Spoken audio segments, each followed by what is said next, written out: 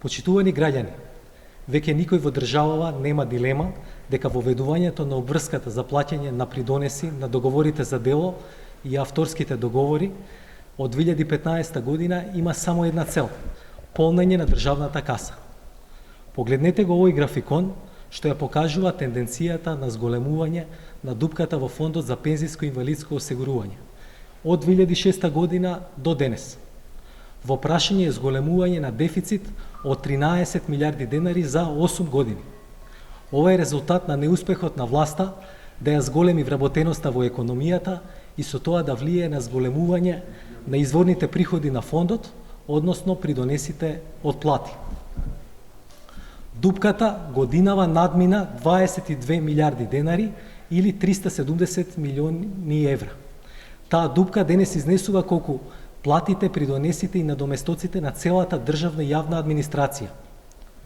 Да биде уште пострашно, проекциите во предлог буџетот за 2015 година покажуваат дека со воведувањето на обврската за плаќање на придонеси, на договорите за дело и авторските договори, како и можноста за одложено одење во пензија, власта не очекува намалување на создадената дупка во ПИОМ. Дупката во фондот за ПИОМ покажува дека даночната политика на власта не вродува со плод и дека ќе ја воведе државата во катастрофална состојба. СДСМ не е против зголемувањето на пензиите.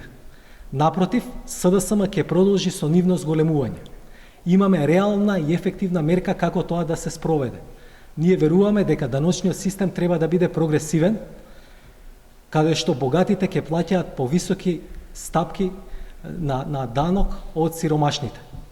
Во оваа насока сметаме дека решението на дупката во фондот за ПИОМ е во напуштање на регресивниот модел на плаќање на придонеси и негова замена со пофер модел, каде од една страна би се отстранило ограничувањето за највисока месечна основица за пресметување и уплата на придонеси од 6 просечни плати, а од друга страна ќе се ослободат од плаќање на придонеси лицата со најнизок доход.